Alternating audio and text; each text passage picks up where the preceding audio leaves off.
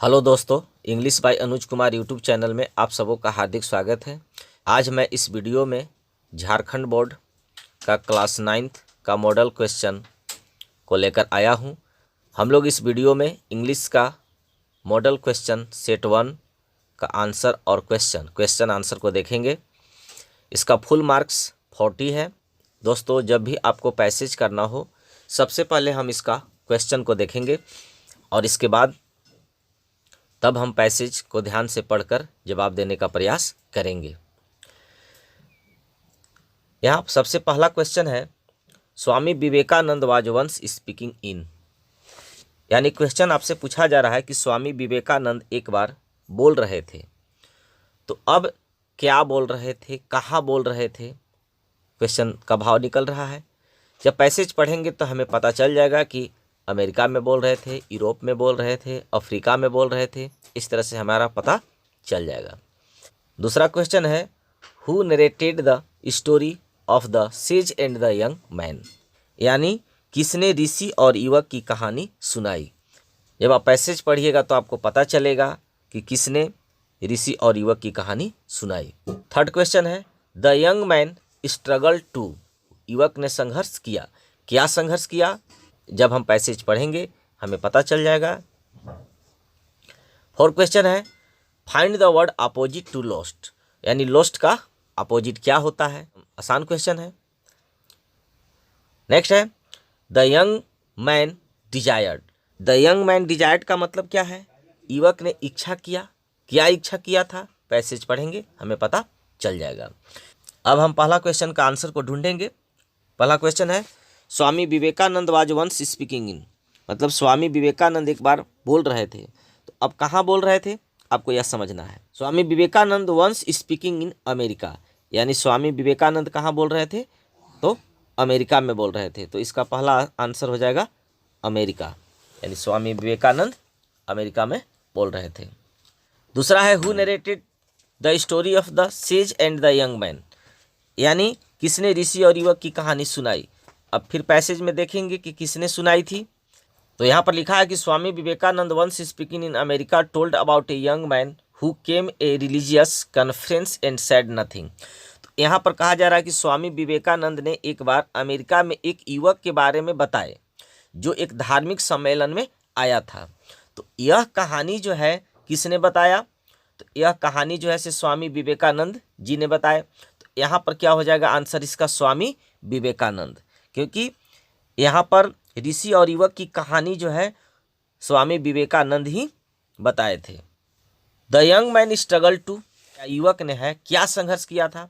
Passage में हम इसको देखेंगे कि क्या संघर्ष किया था। यहाँ पर लिखा हुआ है, the young man struggle to shake off his hold. यानी शेक हिज ऑफ होल्ड। तो इसका आंसर क्या हो जाएगा, शेक ऑफ हिज होल्ड। चौथा देखिए, चौथा कह रहा है कि find the opposite word to lost. यानी लॉस्ट का अपोजिट वर्ड्स क्या हो जाएगा, यानी खोना का पाना। तो इसका हो जाएगा फाउंड। नेक्स्ट है, द यंग मैन डिजायर्ड। अब यंग मैन का डिजायर्ड क्या था, इच्छा क्या था। तो युवक ने इच्छा किया। क्या इच्छा किया था, इसको हम पैसेज में देख लेंगे कि क्या इच्छा किया था। देखिए युवक ने क्या इच्छा किया था। तो यहाँ पर आपको देखिए लिखा हुआ है कि his desire his longing to find God. अर्थात यह टू फाइंड गॉड, यानी यह क्या किया था, भगवान को खोजने का इच्छा किया था। तो पांचवा का आंसर हो जाएगा टू फाइंड गॉड। यह पैसेज 1 यहाँ पर कंप्लीट हो गया। अब हम पैसेज 2 को देखेंगे। पैसेज 2 में भी लिखा है कि read the passage given below and choose the correct option. Passage को पढ़ने से पहले हम क्वेश्चन को देखेंगे कि क्या क्या क्वेश्चन पूछ रहा है। छठा क्वेश्चन है, what does every Hindu wish to do on the bank of the holy Ganga. यानी सभी हिंदू पवित्र गंगा के तट पर क्या करना चाहते हैं। दूसरा है, the meeting place of Ganga and Yamuna is known as. आठवां है, what makes the land very fertile. तो अब यहाँ पर समझना है, क्वेश्चन आपसे जो पूछ रहा है उस क्वेश्चन का हिंदी पहले समझिए कि भूमि को क्या बहुत उपजाऊ बनाता है। नवा क्वेश्चन पूछ रहा है कि who lives on the bank of the Ganga. यानी गंगा के किनारे कौन रहता है। इसके बाद 10वां है a word from the passage which means, यानी कहने का मतलब यहाँ पर समझना है कि पैसेज से एक शब्द जिसका अर्थ है द किंगडम ऑफ गॉड, ईश्वर का राज्य। तो यहाँ पर ईश्वर का राज्य जो है का मतलब इन चारों ऑप्शन में से कौन होगा। अर्थ होगा, बैंक होगा, हिवेन होगा या फील्ड होगा। तो हम लोग पैसेज को देखेंगे, पैसेज को आप ध्यान से पढ़ेंगे। हम फटाफट आपको आंसर बता रहे हैं। Every Hindu wishes to die on the bank of the holy Ganga, यानी सभी लोग क्या करना चाहते हैं, गंगा के तट पर मरना चाहते हैं, या कह सकते हैं कि अपने मृत शरीर को नष्ट करना चाहते हैं, ऐसा भी आप समझ सकते हैं। तो यहाँ पर इसका आंसर हो जाएगा डाई। छठा क्वेश्चन का आंसर हो जाएगा डाई। 7वां क्वेश्चन है the meeting place of Ganga and Yamuna is known as, यानी गंगा और यमुना के मिलन स्थल के रूप में जाना जाता है। तो अब इसमें चारों ऑप्शन में से किसे जाना जाता है, हम पुनः पैसेज को देखेंगे। तो देखिए यहाँ पर लिखा हुआ है at Allahabad the Yamuna also joins it and the meeting place is known as Triveni और संगम। यहाँ पर मीटिंग प्लेस को त्रिवेणी भी आप कह सकते हैं या संगम भी कह सकते हैं, दोनों में से कोई। अब आपका ऑप्शन के अनुसार हम यहाँ पर जवाब देंगे कि ऑप्शन हमें क्या दिया है। तो देखिए 7वां क्वेश्चन का ऑप्शन दिया है त्रिवेणी, तो यहाँ पर सिर्फ त्रिवेणी दिया है तो सिर्फ त्रिवेणी ही आंसर होगा। अगर त्रिवेणी और संगम रहता तो वो भी हो जाता, या अगर त्रिवेणी ना होकर के अगर सिर्फ संगम होता तो हम वो भी आंसर दे सकते थे। क्वेश्चन नंबर 8 देखिए क्या कह रहा है, what makes the land very fertile, कह रहा है कि भूमि को क्या बहुत उपजाऊ बनाता है। रिच सॉइल बनाता है, वाटर बनाता है, क्लाइमेट बनाता है या माउंटेन्स बनाता है। तो इसको भी हम पैसेज को में देखेंगे कि हमारा पैसेज में क्या दिया है।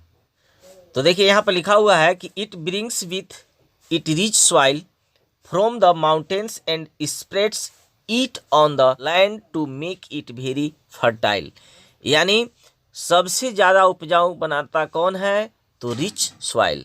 तो आंसर इसका हो जाएगा रिच सॉइल। तो अब इसको हम देख लेंगे। 8वां क्वेश्चन का आंसर, 8वां क्वेश्चन का आंसर हो जाएगा रिच सॉइल। अब अगला देखिए 9वां क्वेश्चन। 9वां क्वेश्चन कह रहा है कि who lives on the banks of the Ganga, यानी गंगा के किनारे कौन रहता है। इसको भी हम लोग पैसेज में ढूंढने का प्रयास करेंगे कि गंगा के किनारे कौन रहता है। इसका आंसर खोजेंगे। लिखा है many saints and holy person live on its banks and we can learn much from their teachings and wisdom, यानी कह रहा है कि कौन लोग रहते हैं, तो सेंट्स लोग रहते हैं, यानी ऋषि, महात्मा, साधु लोग रहते हैं। तो इसका आंसर क्या हो जाएगा, तो इसका आंसर हो जाएगा ऑप्शन 1 यानी सेंट्स, यानी साधु लोग वहां पर रहते हैं। सेंट्स का मतलब समझना है ऋषि, महात्मा या साधु। नेक्स्ट क्वेश्चन देखिए, a word from the passage which means the kingdom of God, यहाँ पर इसका आंसर हम लोग ढूंढेंगे। यानी पैसेज से एक शब्द दिया गया है जिसका अर्थ है ईश्वर का राज्य। तो इसका आंसर हम लोग देखेंगे कि ईश्वर का राज्य जो है, इस पैसेज में इसका आंसर हम लोग ढूंढेंगे।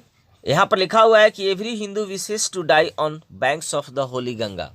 तो कोई भी व्यक्ति अगर होली गंगा, पवित्र गंगा के तट पर अगर अपना अंतिम संस्कार या मरना चाहता है, क्यों मरना चाहता है, सो डैट, ताकि ही मे रीच हिवेन, ताकि वह स्वर्ग में पहुंच सके। तो यहाँ पर किंगडम ऑफ गॉड यानी ईश्वर का राज्य कहाँ है, तो आपका आंसर क्या हो जाएगा, हिवेन, यानी स्वर्ग में। तो इसका आंसर हम लिखेंगे हिवेन, यानी 10वां का आंसर क्या हो जाएगा, हिवेन। तो इस तरह से हम जब भी पैसेज को करेंगे तो पहले क्वेश्चन पढ़ेंगे और इसके बाद तब हम उसको पैसेज को ध्यान से पढ़ करके आंसर देंगे। अब हम लोग अगला पॉइंट को देखेंगे। लिखा है choose the correct option given in the question 11 to 15 and complete the letter given below.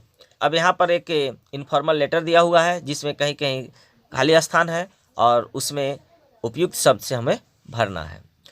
तो देखिए, सबसे पहले यहाँ पर आप लोग जानते हैं कि जब भी अगर हम इनफॉर्मल लेटर लिखते हैं तो सबसे पहले राइटर्स का एड्रेस होता है। तो एड्रेस इसमें दिया हुआ है रांची, इसके बाद डेट होता है और इसके बाद हम लोग लिखते हैं सैल्यूटेशन।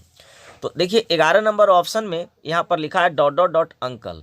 यहाँ पर कौन सा सैल्यूटेशन का शब्द हम यहाँ पर जोड़ेंगे, यानी देखिए तो गुड अंकल लिखेंगे या डियर अंकल लिखेंगे, हेलो अंकल लिखेंगे या वेलकम अंकल लिखेंगे।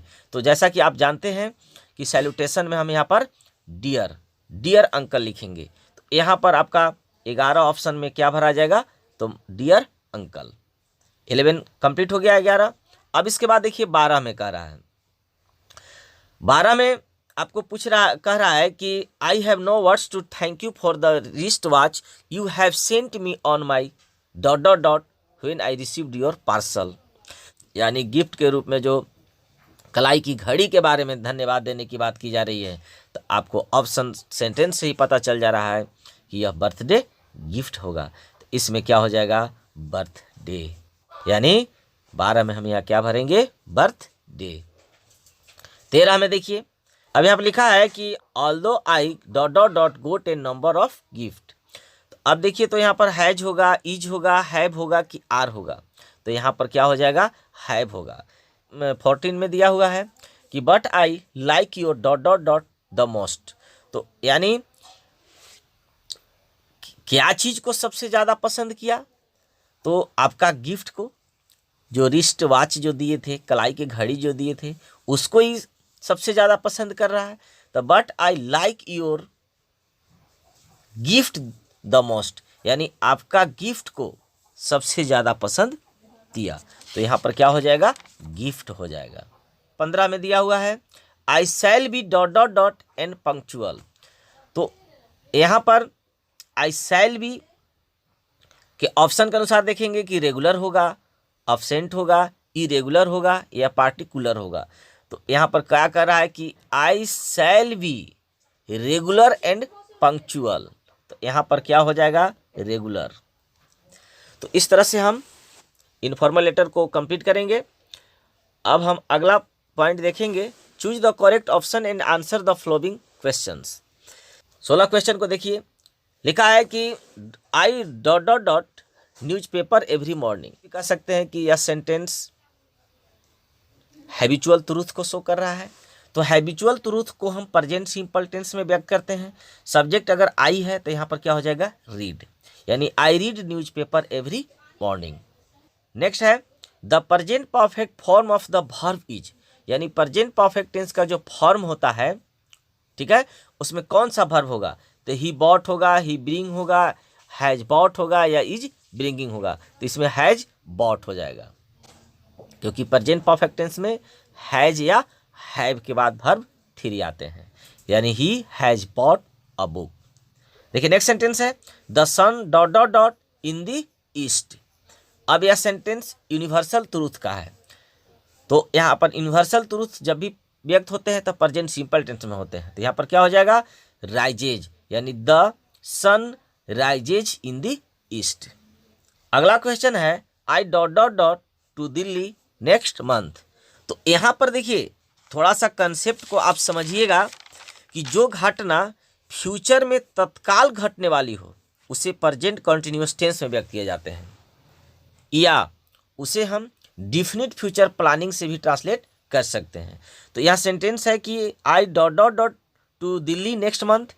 तो यहाँ पर हम भर देंगे कि I am going to Delhi next month, मतलब मैं अगले महीने दिल्ली जा रहा हूँ। तो फ्यूचर की तत्काल घटना को शो कर रहा है, इसलिए हम इसे प्रेजेंट कॉन्टिन्यूअस में ही ट्रांसलेट करेंगे, या इसको हम डिफिनिट फ्यूचर प्लानिंग को बनाएंगे। तो यहाँ पर क्या हो जाएगा, go, I go to Delhi next month. 20 में कि dot dot dot I have a glass of water please. तो किसी से अगर आप पोलाइटली कोई भी चीज़ का अगर मांग करते हैं तो उसके लिए सबसे उपयुक्त जो है वह क्या होता है, मे।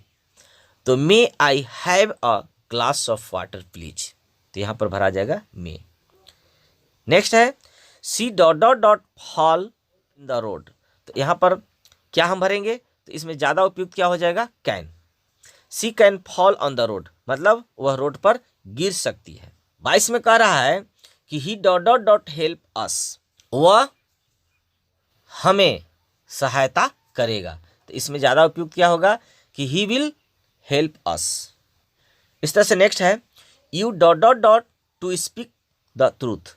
अब इसमें देखिए, इसमें जो है से नैतिक कर्तव्य का भाव व्यक्त कर रहा है। तो नैतिक कर्तव्य को दिखलाने के लिए हम क्या चीज़ का प्रयोग करते हैं, आउट टू का प्रयोग करते हैं। तो यहाँ पर टू पहले से लगा हुआ है, तो इसमें ज़्यादा उपयुक्त क्या हो जाएगा, आउट, यानी you ought to speak the truth. Next है dot dot dot Ramayana is a holy book. अब इसके पहले ए होगा, एन होगा, द होगा या नॉन ऑफ दीज। तो देखिए द, ठीक है, the Ramayana is a Holi book, यहाँ पर हो जाएगा द। अब हम लोग नेक्स्ट क्वेश्चन देखेंगे। नेक्स्ट क्वेश्चन में यहाँ पर आपका पैसिव वॉइस है, लिखा है सी राइट्स अ लेटर इज। तो अब इसका पैसिव वॉइस क्या होगा, हम लोग जानते हैं कि एक्टिव वॉइस के ऑब्जेक्ट को पैसिव वॉइस में सब्जेक्ट बनाते हैं। तो ए लेटर आ जाएगा।